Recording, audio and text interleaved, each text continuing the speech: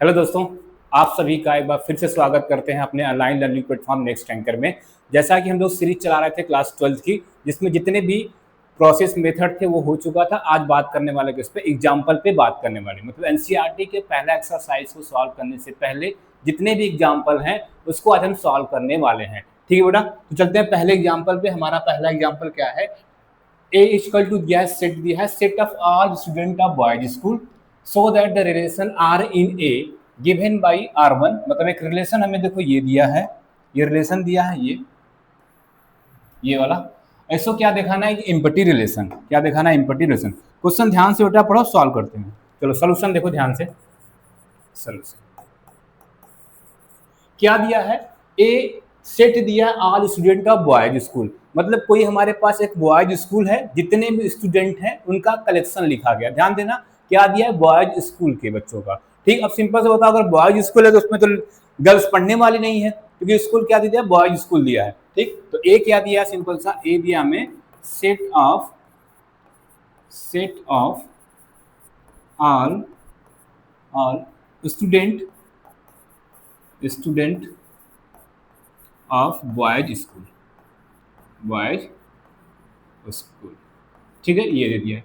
उसके बाद क्या दिया है? इस ए से एक रिलेशन बना है, मतलब इसका कार्टेशियन प्रोडक्ट निकालने होंगे ए क्रॉस ए, और उसका एक सबसेट लिए। क्या ध्यान से सुनना, इसका एक कार्टेशियन प्रोडक्ट बना होगा ए क्रॉस ए, क्योंकि रिलेशन क्या होता है? सबसेट होता है किसका? ए क्रॉस ए का। जो सेट दिया होता है उसके कार्टेशियन प्रोडक्ट का सबसेट हमारा क्या होता है? रिलेशन होता है। तो इसका एक रिलेशन सबसेट आर लिया गया है। वो आर क्या बोला है? उस आर के अंदर हमें वो एलिमेंट लिखना है ए कामा बी टाइप का। किस टाइप का? ए कामा बी टाइप का। Such that A is the sister of B.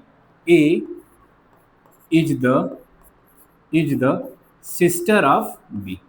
क्या? Sister of B. ठीक, अब देखो क्वेश्चन में ही बोला है आपको शो करना है कि ये इम्पटी रिलेशन है। कैसा रिलेशन है? Empty relation. अब इम्पटी रिलेशन क्या होता है? ऐसा रिलेशन जिसमें ए क्रॉस ए का कोई भी एलिमेंट बिलोंग ना करता हो।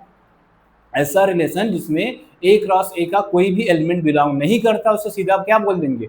इम्पटी रिलेशन हमारा है। चलो भाई, तो क्या बोला है? ए कामा बी आपको वो लिखना है, वो element A is the sister of B. अब देखो क्या दिया है? स्टूडेंट ऑफ बॉयज स्कूल दिया है। क्या दिया? Student of boys school.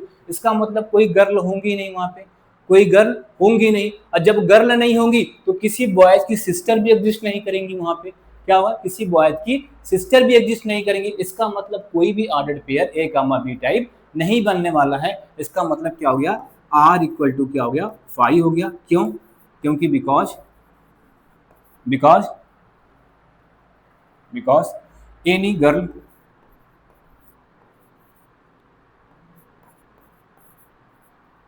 does not exist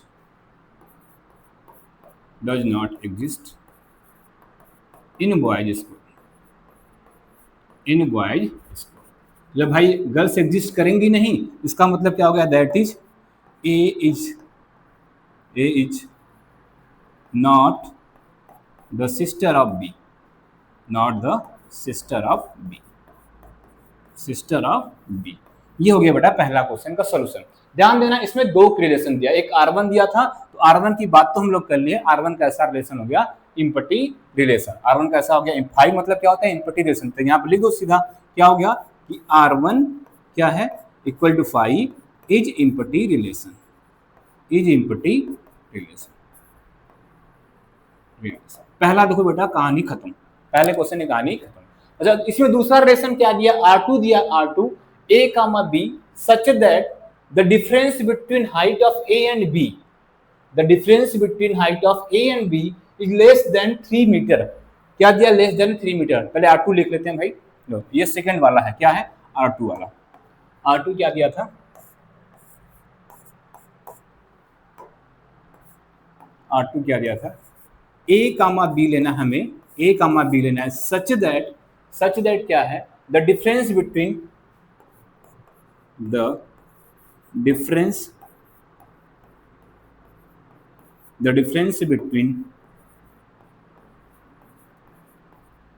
between height of A and B, height of A and B is less than 3 meter, is less than less than 3 metre, 3 metre.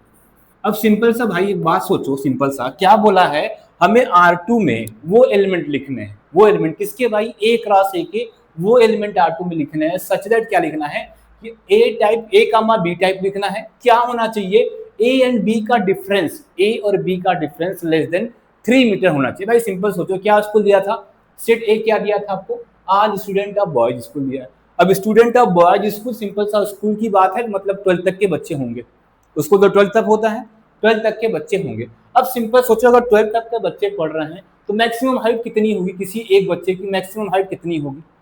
अगर school है तो सबसे छोटा, अगर सबसे छोटा नर्सरी से start करें, नर्सरी से स्टार्ट करें और सबसे मैक्सिमम क्लास कहाँ तक होगा, क्लास 12 तक। तो नर्सरी से क्लास 12 तक अगर मैक्सिमम एवरेज देखें तो जो सबसे छोटा बच्चा नर्सरी में भी होगा तो कम से कम 2 फुट तो होगा, मतलब बोल रहे हाफ मीटर तो होगा ही होगा, कम से कम इतना तो होगा ही कम से कम। ठीक, और सबसे मैक्सिमम वाला बच्चा कम से कम बहुत हाइट जाएगा, 7 फुट, 8 फुट, 9 फीट भी जा सकता है। 9 फीट का मतलब सिंपल से बोले तो 3 मीटर, बहुत देखो बहुत मैक्सिमम सोचा तो कितना हो जाएगा, 9 फीट हो गया, मतलब 9 मीटर, 3 मीटर के बराबर हो गया। अब बताओ मैक्सिमम 9 होगा, मैक्सिमम कितना होगा 9, अब मिनिमम कितना बोला, मिनिमम अगर 2 फीट भी ले रहे हैं, मतलब या सिंपल सा 1 मीटर भी ले मिनिमम, तो मैक्सिमम में से मिनिमम करेंगे कितना हो जाएगा 1, और सीधा बोला रिलेशन कितना कि कितना होना चाहिए, लेस देन 3 मीटर। भाई किसी भी बच्चे का उठा के रखेंगे, किसी भी बच्चे का क्या करेंगे, उनके हाइट का डिफरेंस निकालेंगे, वो हमेशा क्या आ जाएगा, 3 मीटर से छोटा ही आएगा। ठीक है, इसका मतलब इस रिलेशन में A क्रॉस A के सारे एलिमेंट आ जाएंगे। क्या बोला हमने, इस रिलेशन किसमें, R2 में A क्रॉस A के सारे एलिमेंट आ जाएंगे। और आपको पता है अगर रिलेशन में A क्रॉस A के सारे एलिमेंट आते हैं तो उसको हम क्या बोलते थे, वो हमारा इनवर्सल रिलेशन होता था। क्या होता था, यूनिवर्सल रिलेशन। इसका मतलब R2 क्या हो गया मेरे भाई, R2 क्या हो गया, इक्वल टू किसके हो जाएगा, A क्रॉस A के। R2 किसके हो जाएगा, A क्रॉस A, मतलब A क्रॉस A के सारे एलिमेंट किसमें आएंगे, R2 में। इसका मतलब क्या हो गया, that is R2 is universal relation, universal relation. और लॉजिक लिखना है क्यों, क्योंकि because the difference of any two boys always less than 3 metre, less than क्या हो जाएगा, 3 मीटर। ठीक बेटा, ये कहानी खत्म हो गई पहले क्वेश्चन का।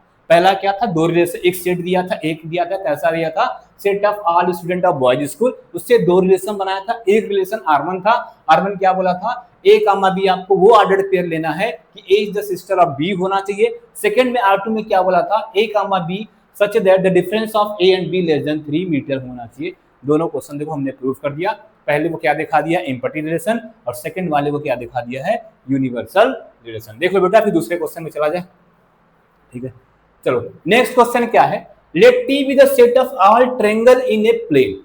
चलो सॉल्यूशन करते हैं, ध्यान जो दिया उसको लिखते हैं। क्या दिया है सॉल्यूशन में,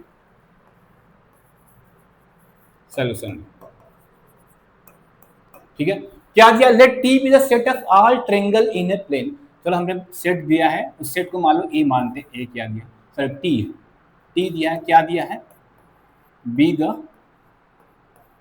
the set of all triangle in a plane.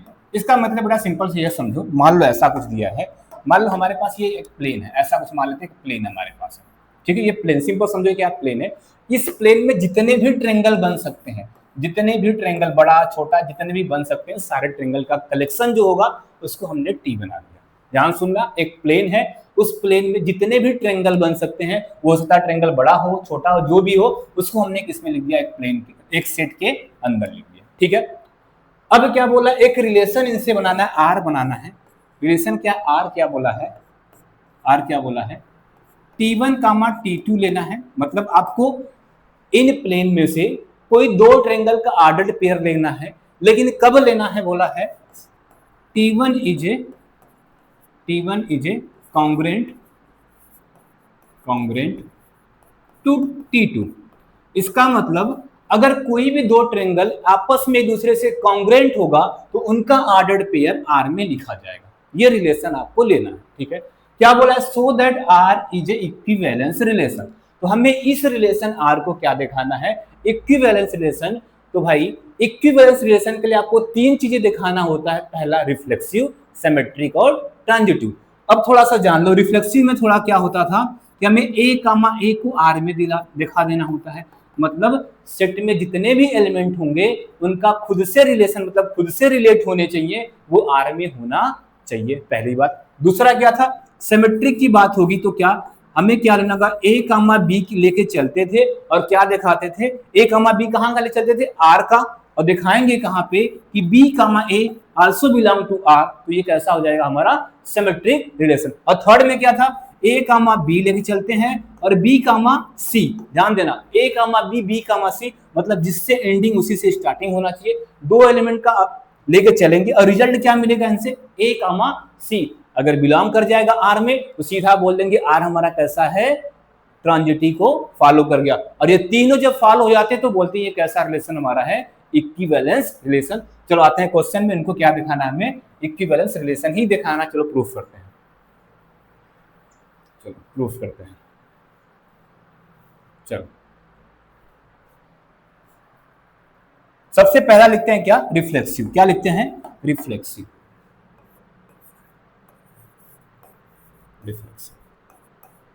चलो अब सिंपल सा सोच के बताओ, आपने 10th में 9th में ट्रेंगल के बारे में पढ़ा था, उनकी कॉन्ग्रेंट की प्रॉपर्टी पढ़ा था। आपने सिंपल सा पढ़ा था, कोई भी ट्रेंगल होता है वो खुद के कॉन्ग्रेंट हमेशा होता है। पढ़ा था भाई, कोई भी ट्रेंगल होगा वो खुद के तो कॉन्ग्रेंट ही होगा ही होगा। इसका मतलब इस टी में जितने भी एलिमेंट होंगे, मतलब जितने भी ट्रेंगल होंगे, वो खुद के कॉन्ग्रेंट तो होंगे होंगे। इसका मतलब खुद से रिलेट हो रहे हैं। इसका मतलब सीधा हो गया भाई, ये जो R है वो रिफ्लेक्सिव हो गया। क्या हो गया? रिफ्लेक्सिव। तो लिखते हैं भाई R इज रिफ्लेक्सिव। क्या लिखेंगे? R is reflexive. रिफ्लेक्सिव क्यों भाई? रीजन लिख दें, बिकॉज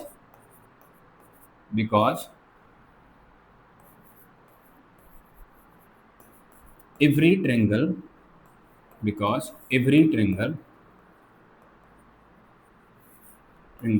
congruent to itself। इसका मतलब क्या हो गया भाई? दैट इज क्या हो गया? T1, T1 belong to R। ठीक है, इसका मतलब T1, T1, T2, T2, T3, T3, T4, T4 जितने भी ट्रेंगल है वो खुद से रिलेट होंगे, वो बिलोंग टू कहाँ होने वाले हैं? R में। इसका मतलब ये क्या हो गया? रिफ्लेक्सिव। बात क्लियर हुआ? ध्यान से देख लो। चलो सेकंड पे बात करते हैं। सेकंड क्या दिखाना है? सिमेट्रिक। क्या दिखाना है? सिमेट्रिक।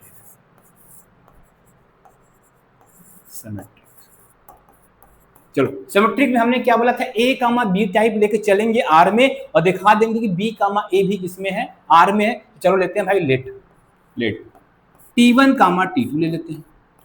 T1, T2 बिलोंग, क्योंकि देखो यहाँ पे ट्रेंगल T1, T2 दिया, ठीक है। T1, T2 belong to R।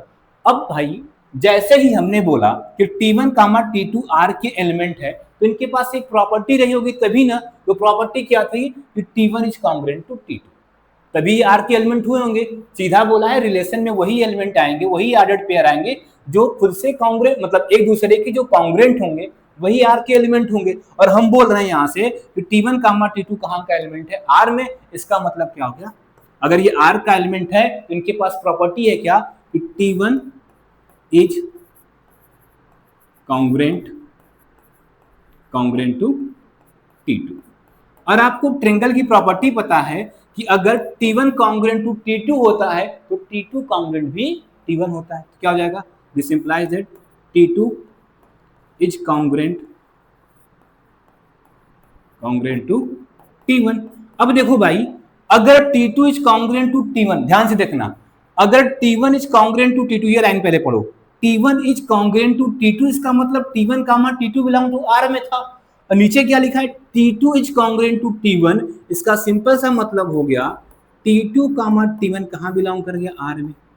देख लो भाई, क्या बताया था, ए कामा बी, मतलब देखो ये ए का काम कर रहा है, ये बी का, यहाँ भी क्या उल्टा हो गया, B comma A comma B belong R, B comma A belong, ऐसा दिख गया, मतलब क्या, T1 comma T2 belong to R, इसका ठीक उल्टा, T2 comma T1 belong to R, किसकी प्रॉपर्टी बताता है भाई, सिमेट्री की प्रॉपर्टी, इसका मतलब सीधा हो गया यहाँ से आर इज सिमेट्रिक, क्या हो गया, R is symmetric, R is symmetric, symmetric, ठीक है भाई। ये दो चीजें हमने दिखा दिया, रिफ्लेक्सिव दिखा दिया, सिमेट्री दिखा दिया, दिखाना क्या हम लोग को, इक्विवेलेंस रिलेशन। तो तीसरे पे आते हैं, तीसरा क्या हो जाएगा हमारा, तीसरा क्या दिखाना है, ट्रांजिटिव दिखाना है, क्या दिखाना है, ट्रांजिटिव। चलो क्या दिखाते हैं, transitive.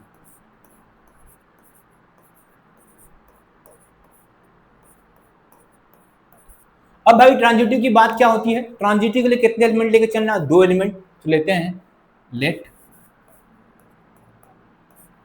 T1 comma T2 belong to R, ध्यान से देखना, T1 comma T2 belong to are बोला है, और हमने बोला आपसे क्या, जब भी ट्रांजिटिव प्रॉपर्टी दिखाना, अगर पहला एलिमेंट जो लिया है, जो पहला एलिमेंट का ये जो लास्ट वाला होता है, उसी से अगला एलिमेंट स्टार्ट होना चाहिए। तो दूसरा क्या लेते हैं, and T2 comma T3 belong to R, चलो दो एलिमेंट ले लिया हमने, किसका, आर का दो एलिमेंट ले लिया, ये दोनों एलिमेंट किसके हैं, आर के एलिमेंट है।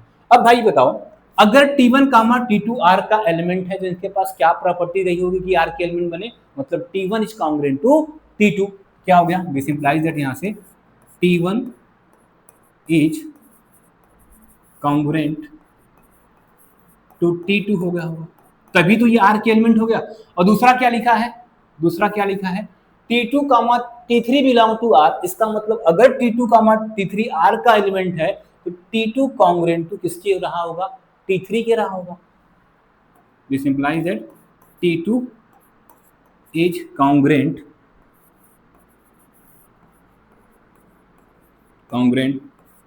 To T3। अब सिंपल से भाई देखो, यहां से क्या दिख रहा है हमें, ये कि ध्यान से देखना, T1 कॉन्ग्रुएंट है किसके, T2 के, देखना T1 कॉन्ग्रुएंट किसके है, T2 के, और यहां से देखना T2 कॉन्ग्रुएंट किसके है, T3 के। भाई ये दोनों T1 तो आपस में, T2 तो आपस में इक्वल ही है ना, ये तो आपस में इक्वल ही है ना।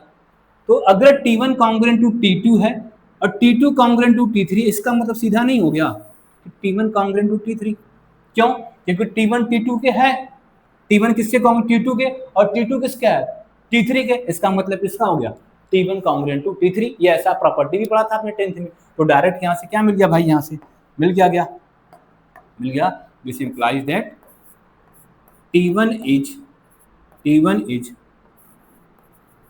Congruent to T3। अगर T1 is congruent to T3 हुआ, तो भाई रिलेशन क्या बोल रहा है, किस टाइप का एलिमेंट ले रहा है, कि अगर कोई भी दो ट्रायंगल कॉन्ग्रुएंट हुए तो हम उसको अपने अंदर रखेंगे। इसका मतलब ये किसके एलिमेंट होंगे, T1 कामा T3 कहाँ का बिलोंग हो गया, आर के एलिमेंट। जो क्या लेके चला था हम लोगों ने, T1 कामा T2 आर के लेके चला था, फिर T2 कामा T3 आर का लेके चला था, मिला क्या यहाँ से, T1 कामा T3 आर में हो गया। इसका मतलब ये कैसा हो गया, आर इज क्या हो गया, R is transitive,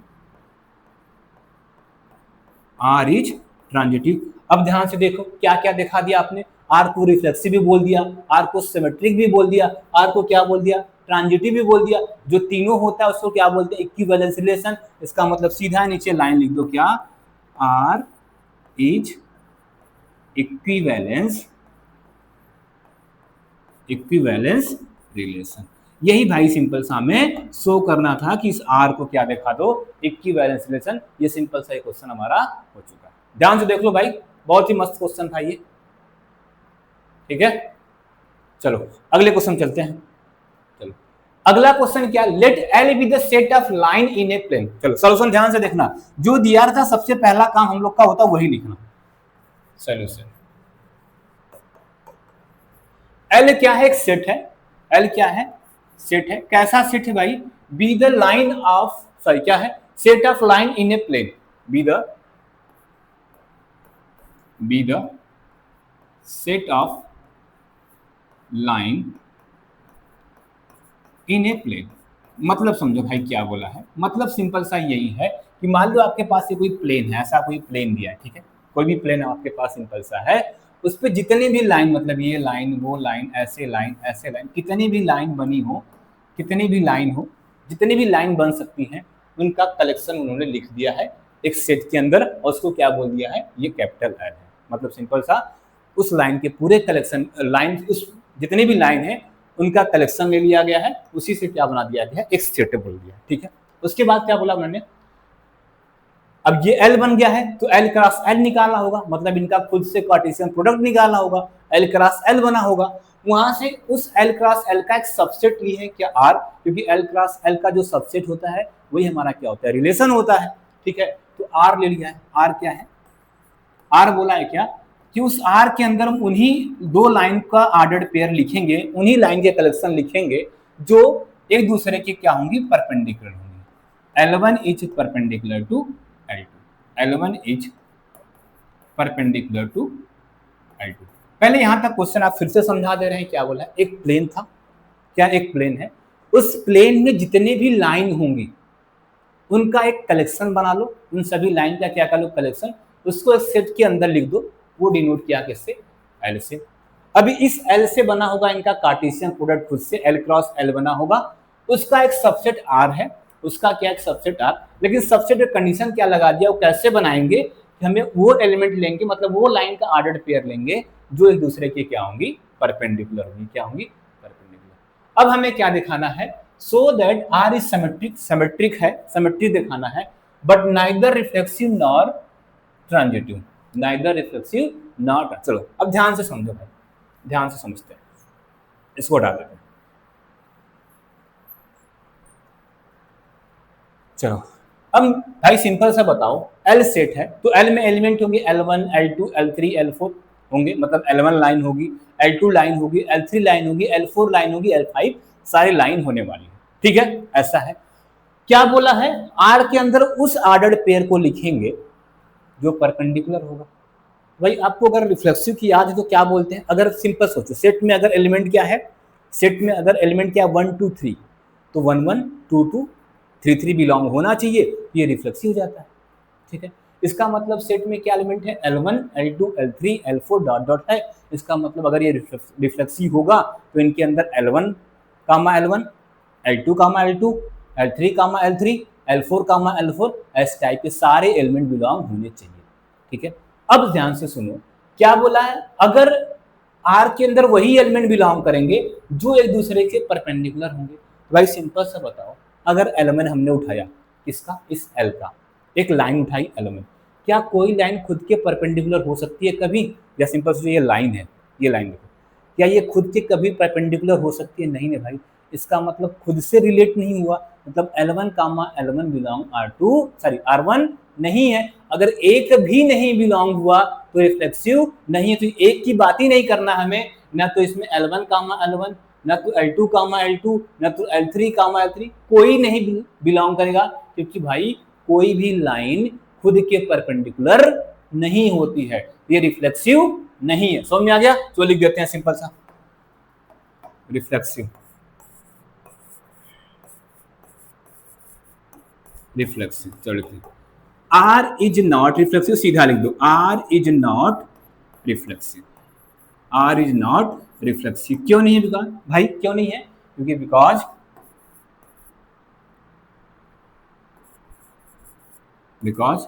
L1 comma L1 not belong to R. क्यों नहीं बिलोंग भाई, क्योंकि क्योंकि भाई L1 is not perpendicular to itself, not perpendicular to itself. L1 खुद के परपेंडिकुलर कभी भी नहीं हो सकता है, तो L1 कामा L1 अगर R में नहीं है तो ये रिफ्लेक्सिव नहीं है। पहला काम तो हो गया, क्या हो गया, पहला काम तो हो गया, ठीक है। पहला यही दिखाना था कि नाइदर रिफ्लेक्सिव, क्या दिखाना था, नाइदर रिफ्लेक्सिव, ठीक है भाई। चलो दूसरा क्या दिखाते हैं, अब किसकी बात करते हैं, दूसरे में किसकी बात करते हैं हम लोग, सिमेट्री की, सिमेट्री की। तो सिमेट्रिक में क्या होगा भाई, हमें a कामा b मतलब L1 कामा L2 लेके चलते हैं। चलो late L1 comma L2 belong to, ठीक हमने लिया।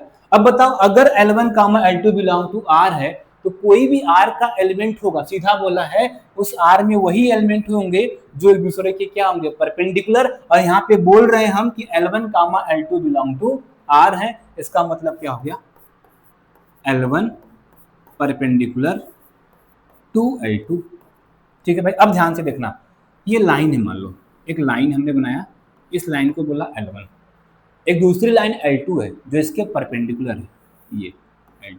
अब सिंपल से बोलो भाई, ये T दिख रहा है, मतलब अगर इसको उल्टा करें, इसको अभी क्या है L1 परपेंडिकुलर टू L2 है, अगर इसका उल्टा करोगे तो L2 परपेंडिकुलर L1 भी तो है, तो क्या लिखोगे, L2 perpendicular to L1 also, L1 is also.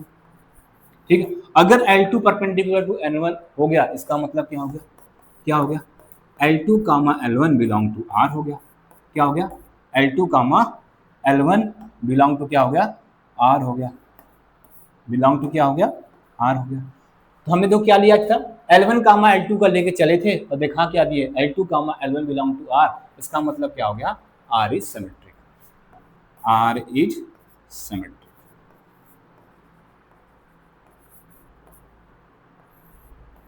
R is symmetric. ठीक है, दो काम दिखा लिया, रिफ्लेक्सिव नहीं था और सिमेट्रिक हमें दिखा दिया। तीसरा किसकी बात करो, ट्रांजिटिव। चलो तीसरा कैसे करते हैं, ट्रांजिटिव। चलो तीसरा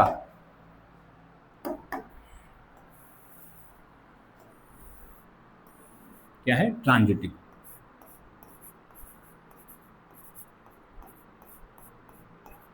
अब क्लियर हो गया होगा, ट्रांजिटिव के लिए कितने एलिमेंट लेके चलेंगे, दो एलिमेंट।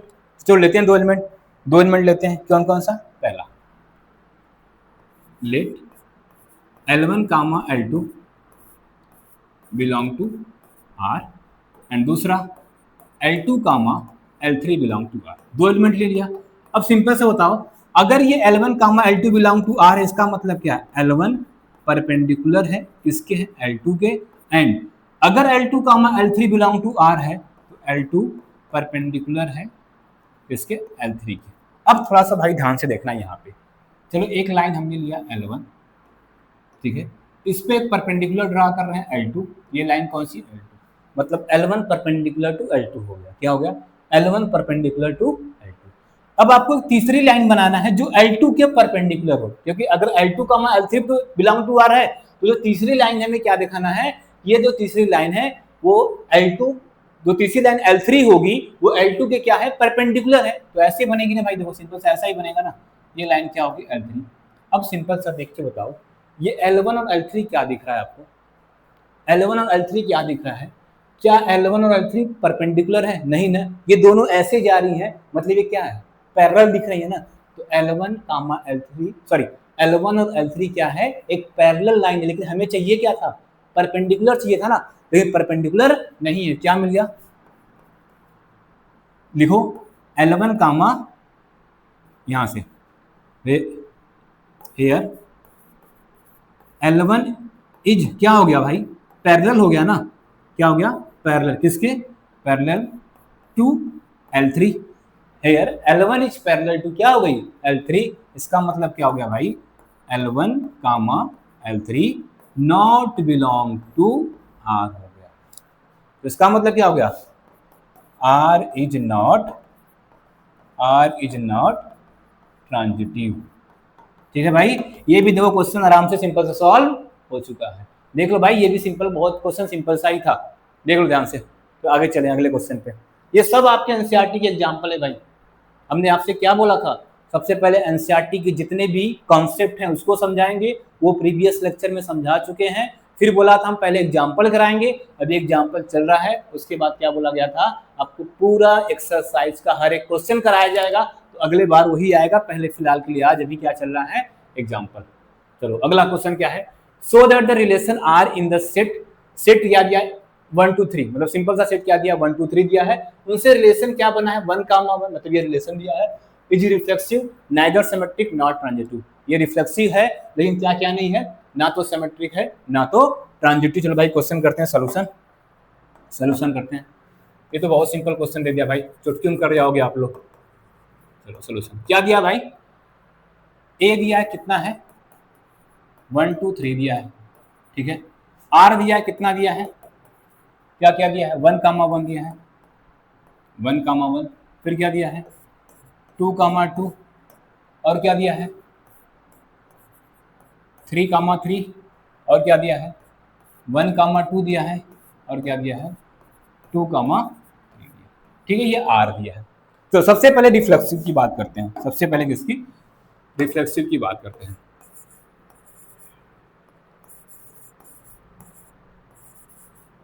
अच्छा, रिफ्लेक्सिव में क्या होता है भाई, ए कामा ए बिलोंग टू आर होना चाहिए, मतलब ए के एलिमेंट कौन से 1 2 3 दिख रहे हैं, मतलब आपको 1 कामा 1 2 कामा 2 और 3 कामा 3 कहाँ के चाहिए, आर के, तो सीधा दिख रहा है, सीधा दिख रहा है भाई 1 कामा 1 2 कामा 2 और 3 कामा 3 आर में है, इसका मतलब सीधा रिफ्लेक्सिव है। तो डायरेक्ट लिख दो R is reflexive, R is reflexive, ठीक है। क्यों है भाई, because 1 comma 1 2 comma 2 and 3 comma 3 belong to R, पहला कहानी हो चुकी है, ठीक है। दूसरी बात इसे करते हैं सिमेट्रिक की, इसकी बात सिमेट्रिक की। चलो भाई सिमेट्रिक है कि नहीं, चलो सिमेट्रिक के लिए क्या बोला गया था आपको, A comma B belong to R है तो B comma A belong to R होना चाहिए। तो भाई देखो 1 1 से कोई दिक्कत नहीं है, 2 2 से कोई दिक्कत नहीं है, 3, अच्छा यहाँ पे देखो 1 कामा 2 क्या है, देख let 1 comma 2 belong to R है, बट 2 कामा 1 इसका उल्टा 2 कामा 1 होगा ना, सिंपल से देखो 1 कामा 2 का उल्टा क्या होगा 2 comma 1 not belong to R है, इसका मतलब क्या हो गया R is not symmetric, R is not symmetric, ठीक है भाई। बहुत सिंपल क्वेश्चन था, ध्यान से देख लो। अब तीसरी बात इसी करते हैं, ट्रांजिटिव की बात, ट्रांजिटिव की बात, ठीक है। ट्रांजिटिव में क्या देखते हैं भाई, आपको A comma B B comma सी, चलो भाई ये लेते हैं, देखो 1 कामा 2 बिलोंग टू आर है, और लास्ट कहां से हो रहा है 2 से, तो 2 कामा 3 उठा लो, 2 कामा 3 बिलोंग टू आर। अब बताओ इन दोनों से रिजल्ट क्या आएगा, इन दोनों से रिजल्ट क्या आएगा 1 कामा 3, बट देखो 1 comma 3 not belong to R, result तो ये आएगा ना 1 कामा 3 नॉट बिलोंग टू क्या हो गया आर, इसका मतलब क्या हो गया R is not transitive, R is not transitive, ठीक भाई। ये बहुत सिंपल क्वेश्चन था आप तक का, चलो देख लो ध्यान से, अगले क्वेश्चन चलते हैं। चलो अगला क्वेश्चन क्या, show that the relation R on the set of integer. चलो भाई क्या क्या दिया लिखते हैं, क्या क्या दिया, जो क्वेश्चन में दिया है जो सेट है अब इंटीजर का है, सेट किसका काम कर रहा है, इंटीजर का काम कर रहा है, तो लिखते हैं भाई सॉल्यूशन।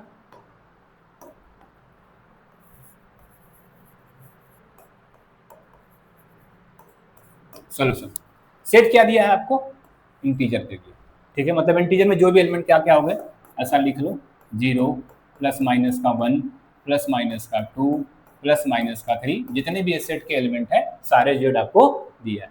उनसे रिलेशन क्या बोला है, आर रिलेशन बनाया है, कैसा बनाया है कि ए कामा बी आपको ऑर्डर्ड पेयर लेना है, वो आर में होंगे, आर में होंगे कब होंगे, जब 2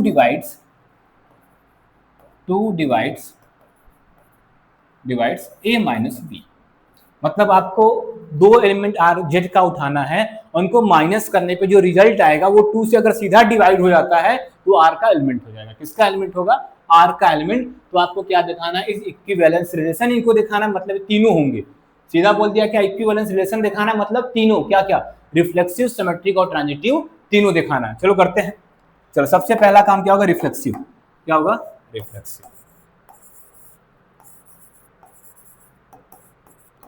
अब भाई सिंपल बताओ, जेड के एलिमेंट क्या क्या है, 0 1 1 2 2 minus 1 1 sorry 0 plus minus 1 plus minus 2 यही एलिमेंट है ना। अब बताओ भाई 0 में से 0 माइनस करेंगे तो 0 आएगा, और 0 इज आल्सो डिवाइडेड बाई 2, मतलब 0 कामा 0 बिलोंग टू आर है। 1 कामा 1 माइनस करके देख लो, 1 में से 1 गया कितना आएगा 0, 0 आल्सो डिवाइडेड बाई 2, 2 में से 2 गया, माइनस 1 में से माइनस 1 गया, -3 में से -3, सब में 0 आएंगे ना, और 0 ऑलवेज डिवाइडेड बाई 2, इसका मतलब रिफ्लेक्सिव हो गया। क्यों, क्योंकि a कामा a को जब भी माइनस करोगे, चलो लेट ध्यान से कैसे लिखते हैं, लेट a काम belong to Z, a belong to Z and also A minus and then मैं लिखता हूँ A minus A equal to क्या होगा, 0 होगा ऑलवेज। कोई भी जेड का इंटीजर एलिमेंट उठाओ, उनको खुद से माइनस करोगे 0 हो जाएगा। 0 क्या लिखा हमने, एक A minus A equal to 0 and 0 is also divided by 2, इसका मतलब सीधा क्या हो गया भाई, ए कामा ए बिलोंग टू कहाँ चला गया, आर में चला गया। इसका मतलब आर क्या हो गया, आर इज रिफ्लेक्सिव। पहली कहानी खत्म, रिफ्लेक्सिव। ठीक है, पहली कहानी खत्म हो गई। ठीक है, चलो दूसरी किसकी बात करनी थी हमें, सिमेट्रिक की बात करनी है। क्या बात करना है भाई, सिमेट्रिक की बात करना है। करते हैं सिमेट्रिक की बात। अच्छा, सिमेट्रिक में क्या बोला था आपको, ए कामा बी टाइप का लेना है। ठीक है, चलो let A comma B belong to R. और जैसे ही हमने बोला कि ए कामा बी आर का एलिमेंट है, इसका मतलब क्या हो गया, ए माइनस बी 2 से डिवाइड हुआ होगा तभी तो आर का एलिमेंट हुआ होगा। क्योंकि रिलेशन बोला है कि हम उन्हीं एलिमेंट को रखेंगे जिनको माइनस करने पे वो क्या होना चाहिए, 2 से डिवाइड होना चाहिए। और हम बोल रहे हैं कि लेट हमने माना कि A comma B belong to कहां का एलिमेंट है, आर का एलिमेंट है। इसका मतलब A minus B divided by 2। अब बताओ a minus B divided by 2, अगर इनसे माइनस का कॉमन ले लें तो b माइनस ए होगा, इज आल्सो डिवाइडेड बाई 2। बोलो, अगर ये आल्सो डिवाइडेड बाई 2 हो गया, इसका मतलब b minus A divided by 2, इसका मतलब क्या होगा भाई, सिंपल सा b कामा ए कहां का एलिमेंट हो गया, बिलोंग टू आर। और जो ये बाहर माइनस लगा है तो भाई आ तो रहा है आपका इंटीजर ही ना, इंटीजर निगेटिव भी होता है। तो b comma A belong to कहां का हो गया, आर। हम लेके क्या चले थे, a comma B belong to R लेके चले, दिखा क्या दिए कि b comma A belong to R. इसका मतलब r इज सिमेट्रिक, ठीक है भाई। ये कहानी खत्म रिफ्लेक्सिव की और सिमेट्रिक की। लास्ट बचता क्या, ट्रांजिटिव। चलो ट्रांजिटिव दिखाते हैं। ठीक है, क्या दिखाना है ट्रांजिटिव में,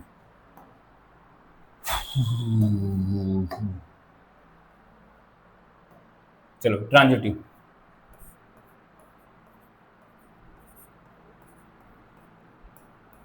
ठीक है, किसकी बात हो गई है, ट्रांजिटिव। ट्रांजिटिव को अब तक याद हो गया, और कितने एलिमेंट लेके चलते हैं, 2 एलिमेंट। तो लेते हैं 2 element. Let A comma B belong to R है and B comma C belong to R. अब भाई सिंपल सा, अगर ये आर का एलिमेंट है, इसका मतलब A minus B is divided by, क्या लिखा था, सेट क्या लिखा, यहां पर लिख लो भाई, डिवाइडेड बाई 2। देखो यहां पे 2 छूटा था, लिख लेना। ठीक है, A minus B is divided by ठीक, and B minus C is divided by 2,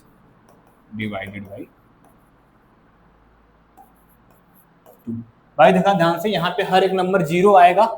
हम हो सकता है गलती से आपको 0 से डिवाइड बोल देते, 0 नहीं बोलना था, 2 बोलना था, क्योंकि ए में से आ गया 0, तब भी वो 2 से क्या होने होगा, डिवाइड हो। इस बात को थोड़ा ध्यान देना। ठीक है, यहाँ पे A minus B divided by 2 हो गया and B minus C divided by 2। ठीक है, लेकिन अच्छा हमें ट्रांजिटिव में चाहिए क्या, कि अगर A comma B belong to R है, B comma C belong to R है, तो ए कामा सी भी हमें किससे चाहिए, आर का। इसका मतलब अगर ए कामा सी आर का एलिमेंट होगा तो वो भी तो क्या होना चाहिए, 2 से डिवाइड ही होना चाहिए। बोलो भाई सिंपल सा, कि अगर ए कामा सी है बिलोंग टू आर आएगा, कब आएगा, जब वो 2 से डिवाइड होगा। और सिंपल ये लॉजिक सोचो, कोई भी नंबर 2 से डिवाइड होने का मतलब वो नंबर इवन होना चाहिए। वो नंबर कैसा होना चाहिए, इवन होगा, तभी 2 से डिवाइड हो गया। इसका मतलब अगर a minus B divided by 2, ये भी कैसा एक नंबर, इवन नंबर है। b minus C divided by 2, इसका मतलब b माइनस सी भी क्या है, एक इवन नंबर है। अब थोड़ा ध्यान से देखो, लॉजिकली सोचो, हम a माइनस सी लिख रहे हैं, क्या लिख रहे हैं, a माइनस सी। तो क्यों देखो, a माइनस सी को क्या लिख सकते हो, a माइनस बी प्लस का b माइनस सी। ध्यान से देखो, अगर माइनस बी से प्लस बी कट जाएगा, मतलब a माइनस सी को इतना लिख सकते हो क्या। ठीक, अब ध्यान से देखो, यहाँ पे ध्यान से, ये भी एक इवन नंबर है। क्यों, क्योंकि a माइनस बी 2 से डिवाइड हो रहा है, मतलब a minus be even number है। अब b माइनस सी भी क्या है, इवन नंबर है, तभी तो 2 से डिवाइड हुआ होगा। अब बताओ दो इवन नंबर का सम क्या होता है? दो इवन नंबर का सम भी क्या होता है? एक इवन नंबर होता है। इसका मतलब क्या हो गया कि a minus C is even. अब कोई भी नंबर अगर इवन होता है तो 2 से डिवाइड होता है। इसका मतलब सीधा क्या हो गया, a minus C is divided by किससे हो गया भाई, डिवाइडेड बाई 2।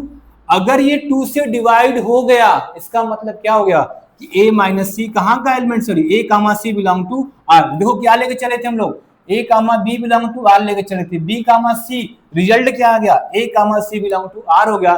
इसका मतलब क्या हो गया, r इज ट्रांजिटिव,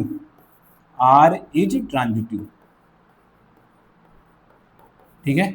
अब r क्या हो गया, ट्रांजिटिव, रिफ्लेक्सिव, सिमेट्रिक। तो सीधा हम लोग क्या बोलते हैं, जो तीनों फॉलो करता है उसको क्या बुलाता है, क्यों हमारा क्या है, इक्विवेलेंस रिलेशन। तो सीधा लिख दो भाई यहां से r is equivalence relation, r is equivalence relation. ठीक है बच्चा लोग ध्यान से देख लो, ये हो गया कंप्लीट, ये क्वेश्चन हो गया कंप्लीट। तो ध्यान से देख लो आज कितने क्वेश्चन किया, लगभग 5 एग्जाम्पल हम लोगों ने कर चुके हैं। अगले लेक्चर में आएंगे, एक एग्जाम्पल और बचा है उसको किया जाएगा, उसके बाद सीधे हम लोग चलेंगे अपने एक्सरसाइज 1.1 पे। ठीक है बेटा, तो ध्यान से पूरे एग्जाम्पल को आप लोग देख लो। अगर कहीं भी कोई भी दिक्कत होती है तो कमेंट करना, अगली क्लास में उसको हम फिर से बताएंगे आपको। ठीक है बेटा, तब तक के लिए जय हिंद।